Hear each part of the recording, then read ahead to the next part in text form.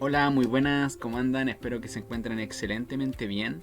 El día de hoy les traigo a otro campeón mundial. Hablamos del único latinoamericano que logró ganar el campeonato del mundo de ajedrez. Su nombre, José Raúl Capablanca. Muchos lo deben conocer acá. Fue campeón del mundo el año 1921, ganándole a Emanuel Lasker. Y el año 1927 pierde el título versus un fuerte Alexander Alekhine. El día de hoy vamos a ver una partida en que estaba José Raúl Capablanca de piezas blancas versus Vidmar, uno de los mejores jugadores de su época, con piezas negras. La partida comienza con D4, D5, caballo F3, caballo F6, C4, E6, caballo C3, alfil E7, alfil G5, caballo BD7 y E3. Una defensa ortodoxa versus el gambito de dama. Y de momento las negras se enrocan y las blancas juegan torre C1. Torre C1 a priori un movimiento bastante extraño, pero que tiene mucha lógica. Por ejemplo, nosotros acostumbramos primero, antes de mover las torres, a mover las piezas menores, ¿no? Pero vemos que si sacamos el alfil de F1, si lo desarrollamos, ya sea E2 o D3, las negras podrían capturar en C4 y de esta manera nuestro alfil perdería un tiempo. Por eso, Capablanca juega torre C1 previo a que la columna C se abra, para ya tener su torre accionada en esa columna. C6 y dama C2. Al igual que el movimiento anterior, aún no define el desarrollo de su alfil de F1. Peón por peón y ahora sí alfil por peón. Y en este momento las negras juegan caballo D5. Un movimiento bastante inteligente. Lo que intenta hacer el negro es simplificar un par de piezas y luchar por el espacio. Es verdad que la blanca en este momento tiene cierta ventaja de espacio, por eso caballo D5 es una jugada que es bastante aceptable. En este momento se han intentado hacer otros movimientos, por ejemplo la jugada B5, pero es un poco peligroso ya que las blancas podrían simplemente huir de la amenaza, y ahora el problema sería el peón de C6, que básicamente está un poco retrasado en la posición y vemos que no puede, por ejemplo, avanzarse para liberar la posición porque el peón de B5 necesita de su protección. Por eso caballo de 5 está bien, alfil por alfil, dama por alfil y enroque corto. Ok, y en este momento de la partida donde Vidmar comete el mayor error, digamos, dentro de todo, digamos, la mayor imprecisión básicamente, y de hecho una posición de carácter más estratégico que todo. Hace el movimiento B6. Ok, ¿qué tenía que haber hecho Vidmar antes de que sigamos la partida? Tenía que haber jugado caballo por C3. Y ahora, después de dama por C3, que es muy interesante, jugar B6, que era su idea original. Jugar alfil B7, torre C8 y algún día tratar de liberarse con C5. ¿Por qué dama por C3 y no peón por? Porque si jugamos peón por, las negras tendrían el movimiento C5 directamente. A diferencia de que, por ejemplo, si comemos de dama, después de C5, las blancas continúan, por ejemplo, con torre F1, tienen todas sus piezas perfectamente ubicadas y el control del centro más o menos ya lo gana el blanco. ¿Por qué me refiero a C5 constantemente? Porque C5 es la jugada en general, en este tipo de posiciones, liberadora para las negras. Vidmar juega C6, perdón, B6 y permite jugar caballo por D5, C por D5 y alfil D3. Tiene que comer de C porque si come de E pasa exactamente lo mismo. El blanco juega alfil D3, ataca en C6 y ataca en H7, por lo cual ganaría un peón sí o sí.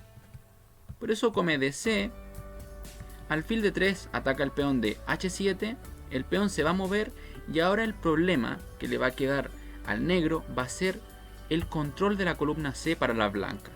Vamos a ver que con el movimiento dama C7 que hizo Capablanca, las piezas blancas están todas absolutamente atadas. Por ejemplo, uno de los problemas más importantes es el alfil de C8. El alfil de C8 no puede moverse y las torres, al no poder moverse, están simplemente desunidas y de esta manera ya no pueden luchar por la columna C, ¿verdad? Que es la columna que el blanco tiene totalmente dominio. El caballo de D7 tampoco puede moverse porque la dama sería capturada. Por lo tanto, lo que intenta hacer Vidmar para activarse un poco es mover la dama y bueno, irse a atacar un peón al flanco de dama. Juega dama B4. Y simplemente Capablanca acá calcula muy bien y se da cuenta que en realidad la dama no tiene nada que hacer acá y lo invita a capturar el peón. Le juega A3. Le dice, a ver si eres capaz de comerte mi peón de B2. Básicamente no puede el negro comer el peón. Vidmar juega dama A4, pero vamos a ver qué pasa si me como el peón, ¿verdad? ¿Qué pasa si me como dama por B2?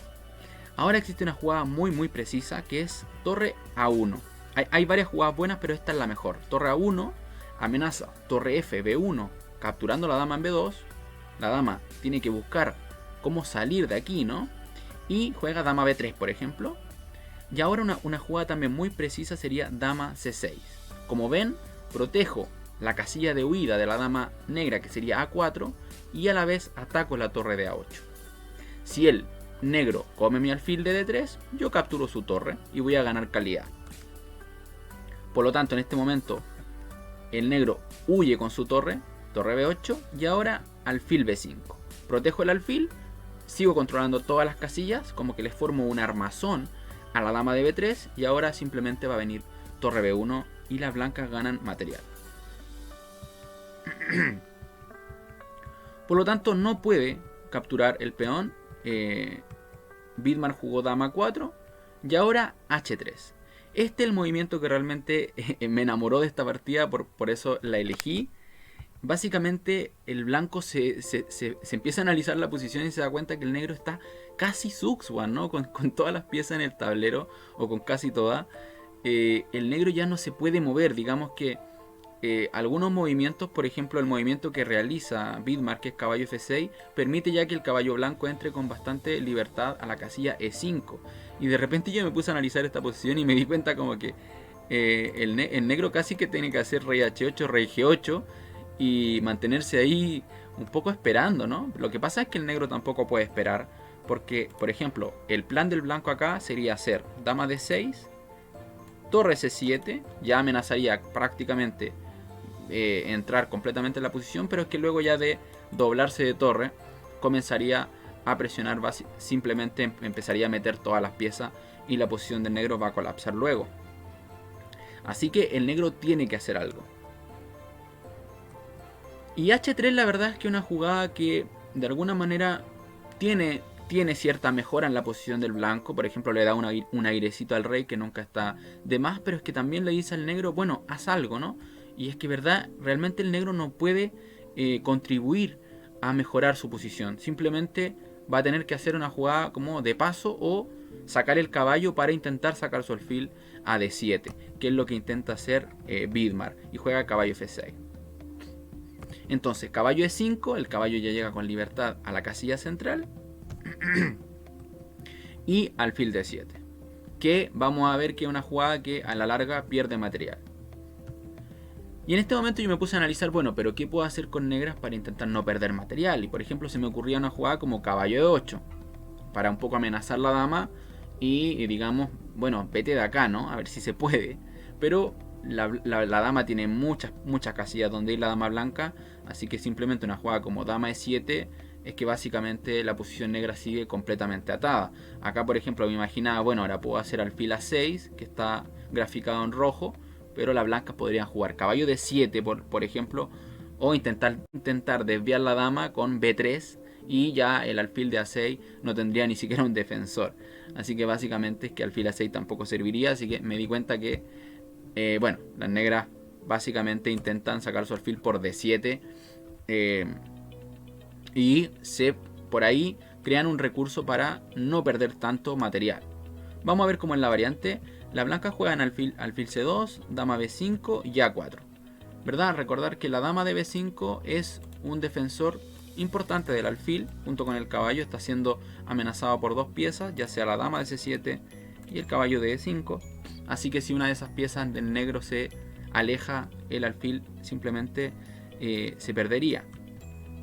Pero justo acá Vidmar se encuentra un recurso, dama por B2, caballo por D7, torre C8 y la blanca juega en dama B7. Por ejemplo, acá las blancas tienen la posibilidad de jugar caballo por F6, jaque, peón por, y dama G3. Y después de rey H8 lo que pasa es que es verdad que en este momento las blancas tienen alfil de ventaja, pero está siendo amenazado el alfil, y si el alfil se va, se caería la torre de C1. Por lo tanto, las negras van a recuperar cierto material. Es verdad que la posición del rey del negro está muy expuesta, pero hablando de material quedarían más o menos igualados. Por eso simplemente Capablanca se declina por ganar la calidad y juega dama B7, caballo por D7 juega Vidmar y alfil H7, rey por, torre por C8, dama por y caballo F6. Y en este momento la verdad que la posición no es tan fácil, porque fíjense que si hablamos de material, las negras tienen un peón en B6 y un caballo en F6, digamos, por la torre de F1. Lo cual más o menos se igualaría. Lo que pasa es que, claro, la torre con la dama son piezas muy fuertes, y si logran cierta coordinación, la situación del negro va a ser por lo menos preocupante. Entonces, Capablanca juega torre C1, por ejemplo, amenazando dama C2 jaque, cambiando damas. El caballo solo contra la torre no va a poder dar batalla, así que el negro juega dama B4, obviamente intenta evitar el cambio de damas. Capablanca da un jaque, rey G8 y dama C6, defiende su peón de A4. Ok, y este es otro momento importante, porque podríamos pensar, bueno, ¿y de qué manera voy a como romper la fortaleza del negro, ¿no? Que el negro igual va a intentar de repente jugar caballo E4, ¿verdad? Tratar de inventarse alguna combinación entre el caballo y la dama para tratar de molestar. Y además tiene dos peones contra uno en el flanco de dama. El plan de Capablanca es muy interesante. Él intenta mantener su dama y su torre conectadas entre el flanco de dama y el flanco de rey, de tal manera que en algún momento Vidmar tenga la necesidad de llevar su dama a defender a su rey, y en ese momento los dos peones que tiene en el flanco de dama van a caerse. Entonces juega dama A3 Vidmar, juega dama A8 jaque, Capablanca, rey H7 y torre C7. Y esta jugada nos demuestra lo que intenta hacer. Juega la torre en C7 en séptima fila, atacando un flanco y el otro. Dama por A4, torre por F7, dama D1, rey H2 y dama H5. Vemos que la dama viene al flanco de rey porque tiene que acompañar a su rey, básicamente. El caballo por sí solo no va a poder, ¿verdad?, hacer frente a la torre y a la dama que están ahí prácticamente encima, ¿no? Podemos ver, por ejemplo, que la dama podía estar amenazando cosas como dama F8 si es que la dama negra se quedaba demasiado lejos. Dama por A7, dama G6, torre F8, dama F5, torre F7, dama G6 y torre B7. Ciertamente Capablanca no iba a repetir movimientos, y ahora lo que busca, ¿verdad?, es capturar el peón de B6 y luego proseguir con su ataque con las dos piezas muy poderosas que tiene. Caballo E4, dama 2, una jugada muy precisa, protege el peón de F2, y el peón de B6, ¿verdad?, va a ser capturado por la torre. Por eso es que Vidmar intenta ahora una jugada ya desesperada como E5, que de momento mantiene defendido el peón de B6, pero es verdad que el centro se le va a caer a pedazos, ¿no? Dama por D5 Capablanca, peón por D4 y torre B8, amenazando dama G8 mate. Caballo F6 defiende el mate, dama por D4, dama F5, torre por B6, dama por F2, dama D3 jaque, rey G8, y después de torre B8 Vidmar abandona la partida. Básicamente porque, por ejemplo, si continúa acá, juega rey F7, torre B7 jaque, rey G8, dama D8, rey H7 y dama E7 ganarían el acto. Básicamente amenazamos mate en G7. La única manera de defenderlo sería con caballo H5, como está graficado en azul, y luego continuaría dama E4 jaque, y vemos que el rey va a tener que irse a la banda. En ese momento la dama puede capturar al caballo de H5, por ejemplo con dama D5 jaque, ya que el rey estaría acá, y si es que el rey va a H8, la torre entraría por B8. Bueno, básicamente las dos piezas grandes decidirían al rey sí o sí. Bueno, una partida, la verdad que me ha gustado muchísimo, muy interesante, muy estratégica en sí, y luego la técnica que tuvo Capablanca en el final, ¿no? Un final que a priori parece bastante complicado de poder ganar. Y él obviamente se arma ahí un plan muy interesante con la torre y la dama en séptima fila, mirando un flanco, mirando el otro, obliga prácticamente a Vidmar a venir con la dama y lo liquida en un par de movimientos, ¿no? Hay 3-4 movimientos ya, el rey del negro estaba al descubierto. Así que bueno, y esa técnica en el final que vemos de Capablanca, ¿no? Que de repente vemos por ejemplo, un poco en Carsen, ¿verdad? Bueno, Capablanca tenía este renombre de jugador de finales que de repente era muy sólido, cambiaba un par de piezas, llegaba a finales más o menos igualados y lograba, eh, bueno, como decimos nosotros, ¿no? Muñequear ahí, doblegar a su oponente y un poco lo que vemos hoy día con Magnus, ¿no? Y de hecho estuve leyendo un poco la biografía de Capablanca y creo que a los dos se les ha nombrado como el Mozart del ajedrez en algún momento de su carrera. Así que a ver si tienen alguna por lo menos o más de una cosa en común estos dos jugadores. Bueno, eso, me despido, muchas gracias por ver el video hasta acá, hasta el final, así que los veo en el próximo video. Hasta pronto.